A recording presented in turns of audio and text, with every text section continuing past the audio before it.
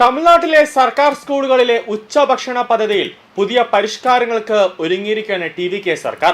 BLM Kerala Tamil Nadu Pondicherry. ഇതിന്റെ ഭാഗമായി ആഴ്ചയിൽ ഒരിക്കൽ ചിക്കൻ ബിരിയാണി നൽകുന്ന കാര്യം സർക്കാർ പരിഗണിക്കുന്നുണ്ടെന്നാണ് റിപ്പോർട്ട്. സ്കൂൾ വിദ്യാഭ്യാസ മന്ത്രി രാജ്മോഹനാണ് ഈ നിർദ്ദേശം മുഖ്യമന്ത്രി വിജയുടെ മുന്നിൽ അവതരിപ്പിച്ചത്.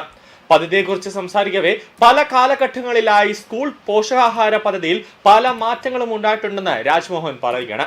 കാമരാജർ ഉച്ചഭക്ഷണ പദ്ധതി ആരംഭിച്ചു. കലൈഞ്ഞർ കരുണാനിധി മുട്ട ഉൾപ്പെടുത്തി. MGR അത് പോഷകാഹാര പദ്ധതിയായി വികസിപ്പിച്ചു. ജയലളിത ആഴ്ചയിലെ കൂടുതൽ ദിവസങ്ങളിലേക്ക് മുട്ട വിതരണം വ്യാപിപ്പിച്ചു.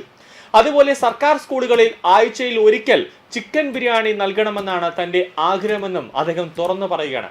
നിലവിലെ ഈ നിർദ്ദേശം മുഖ്യമന്ത്രി വിജയന്റെ പരിഗണനയിലാണ്.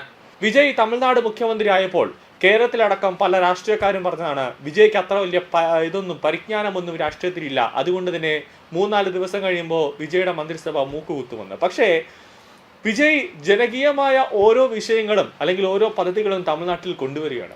നമ്മുടെ ഇവിടെ കേരളത്തിലേക്ക് നോക്കിക്കഴിഞ്ഞാൽ തെരഞ്ഞെടുപ്പ് അടുക്കാറാവുമ്പോൾ ഇപ്പോൾ കുട്ടികളെയും കൂടെ ചാക്കിട്ട് പിടിക്കുന്ന രീതിയിൽ അവർക്ക് ചിക്കൻ ബിരിയാണി അല്ലെങ്കിൽ മുട്ട ഇതൊക്കെയാണ് ഇപ്പോൾ സ്കൂളുകളിൽ കൊടുക്കുന്നത്. അതായത് അതുപോലും കിട്ടാത്ത സർക്കാർ സ്കൂളുകളിൽ ഇപ്പോഴും ഉണ്ട്. ഇപ്പോൾ തന്നെ അറിയാം, ഈ മുട്ടയും ചിക്കനും പാലും ഒന്നും തന്നെ ഇപ്പോൾ കിട്ടുന്നില്ല.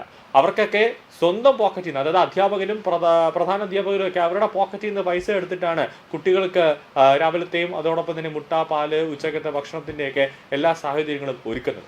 ഇവിടെ സഹികെട്ട ഏതെങ്കിലുമൊക്കെ ഒരു വിദ്യാർത്ഥി ഫേസ്ബുക്കിലൂടെ അല്ലെങ്കിൽ ഇൻസ്റ്റാഗ്രാമിലൂടെ ഏതെങ്കിലും ഒരു കുട്ടി ലൈവ് ഇടുമ്പോഴാണ് നാണം കെട്ടുകൊണ്ട് സർക്കാർ 2-3 ദിവസത്തേക്കൊക്കെ ചിക്കൻ ബിരിയാണിയൊക്കെ ഏർപ്പാടാക്കുന്നത്. 4ാമത്തെ ദിവസം അതൊന്നും പിന്നെ കാണാനും പോകുന്നില്ല.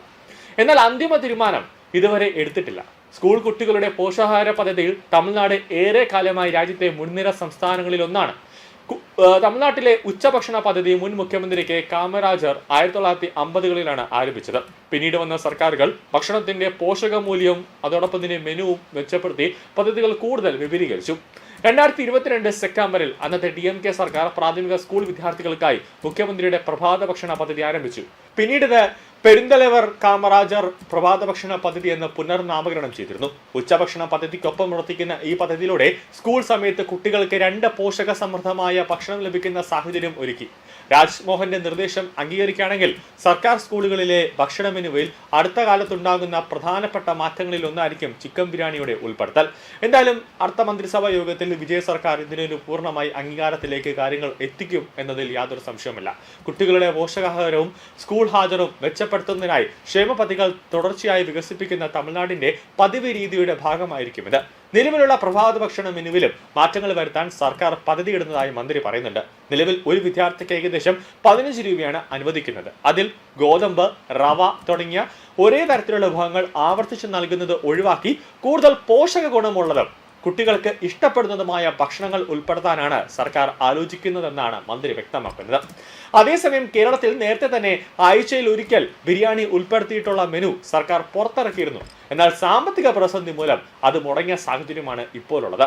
നിലവിൽ സ്കൂളുകൾക്ക് ഇതിൽ തീരുമാനമെടുക്കാമെന്നാണ് ഉത്തരവ്. അങ്ങനെ തീരുമാനമെടുക്കണമെങ്കിലും ടീച്ചർമാരോ അല്ലെങ്കിൽ പ്രിൻസിപ്പാളോ അതിനുവേണ്ടി അവരുടെ സ്വന്തം പോക്കറ്റിൽ നിന്ന് പൈസ ചെലവാക്കേണ്ട ഒരു സാഹചര്യം ഉണ്ടാകുന്നു. ഈ വേളയിലാണ് തമിഴ്നാട്ടിൽ പുതിയതായി ഉച്ചഭക്ഷണ മെനു പരിഷ്കാരത്തിന്റെ വാർത്തകൾ വരുന്നത്.